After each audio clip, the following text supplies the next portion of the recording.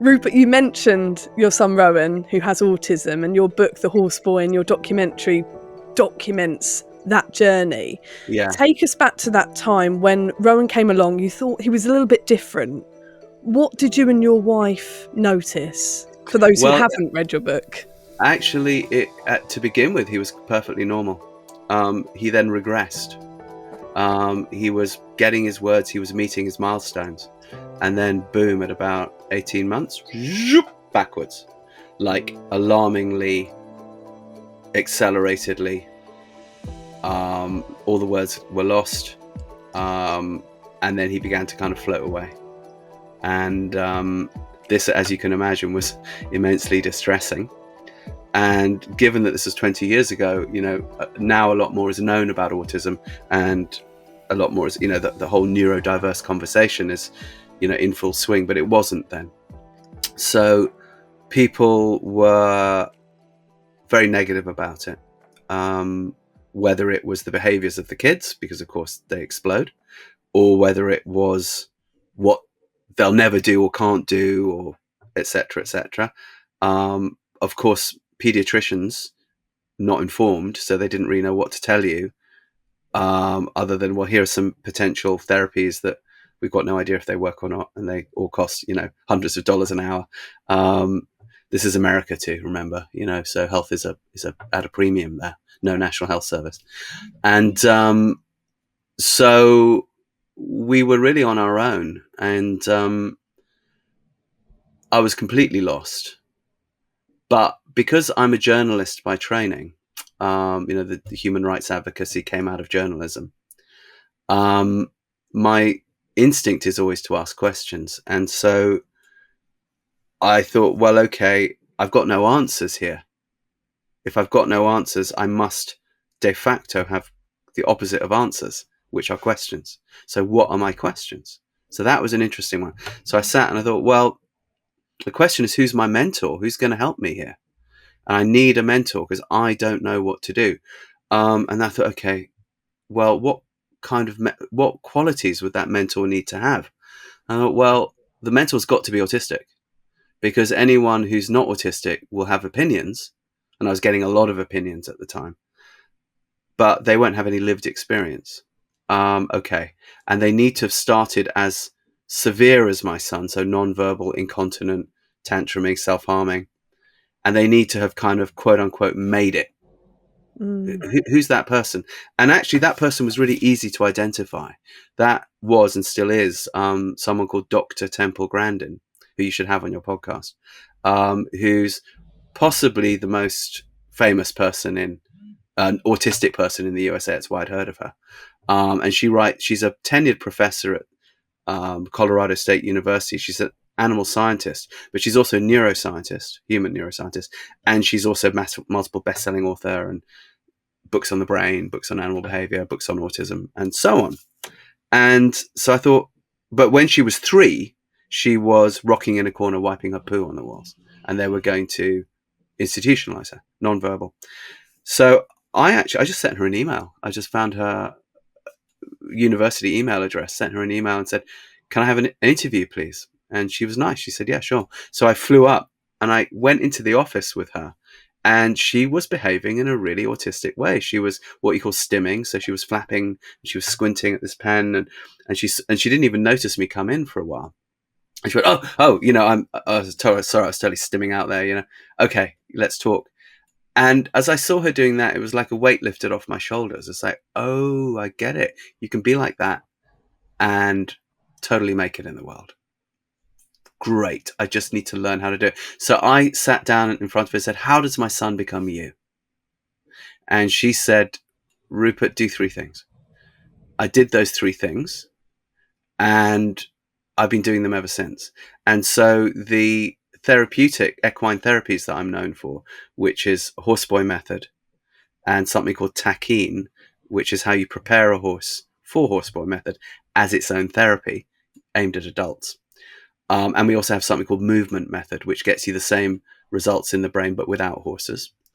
So with those 3 programs all came out of her advice. And I still work relatively closely with Dr. Grandin. and other neuroscientists as well, and other autists. So I'm always led by the mentors, and if it works, I'll keep doing it, sort of thing. Similarly with the horse training side of what I'm known for, which came out of those therapeutic things. So now people know me as a dressage guy as well. And I'll talk about what's the connection between dressage and the brain in a moment, if you like. Again, I didn't know anything about that world. So I tried, the kind of usual British dressage way in, riding lessons that don't work, where people yell at you, and thought, no, that's, this is not what I need to do. And so I eventually ended up down in Portugal with a rather legendary family called the Valença family, who it's a name to conjure with in the dressage world. And Luis Valença's sort of regarded as probably the greatest living master of the art of sort of equestrian art, sort of currently alive on the planet, probably. And I ended up with him, standing in an arena with him 10 hours a day, just recording and asking and writing down every single thing. So I will always go with mentors. Any good idea that I've had is never actually my idea. They're all the ideas of my mentors, and I just promulgate them. And Rupert, tell us about when Rowan first met horses. It was Betsy that he had a special connection with, and you describe it as a direct line. Can you tell us what that looks like to the outside eye? Totally. And what you got to remember here was that despite the fact that I'm an obsessive horseman and always have been, it wasn't my idea to pair my son up with horses at all. Because at that time in Texas, I was riding semi-professionally on the sort of B jumper circuit. And all of the horses that I was in contact with were way too overreactive for an unpredictably explosive kid like Rowan. And I had no background in therapeutic riding or anything. So but it was following Dr. Grandin's advice of just taking him out into nature and following what he wanted to do, and then going along with that. So we fell into foraging first. And that was what he wanted to do. So I foraged with him, and I'd lived with bushmen. So, hey, I know how to forage. Even in it doesn't take me long to work out the edible plants in any area that I'm in.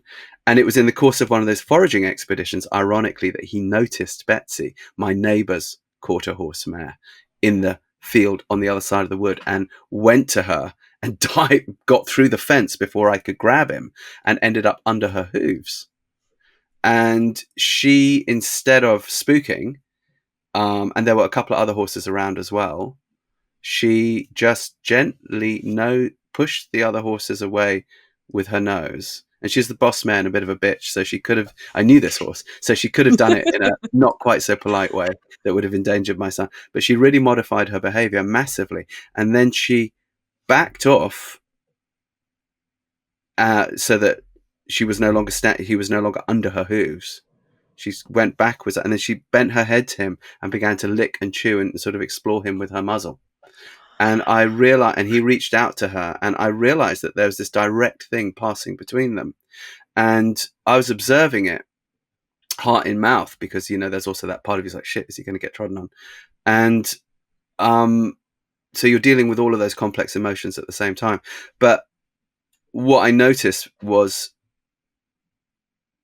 whatever line he had to her was completely different to what I understood the human relationship with horses to be, where you are the trainer or the rider and you tell the horse what to do or ask the horse what to do or whatever. This is on a whole other level. And I realized, oh my gosh, I really don't know about horses. I thought I did, but I guess I'm going to learn.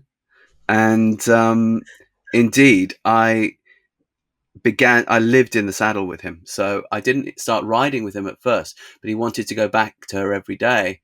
And he'd show me with his body what he wanted to do, first by leading me to her, and then by standing next to her in the field and kind of jumping up and down like that. And I knew her. I knew she was a quiet horse. So I thought, okay, fine. So I put him on top and just kept my hand on him while she grazed.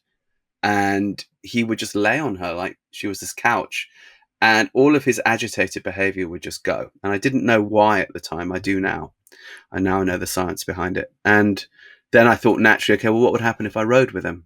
It being Texas, Western riding. Most people west of the Mississippi or in Central South America or in Northern Asia grow up in front of mum and dad in the saddle. They don't get taught on a lunge rein, going around pony club style.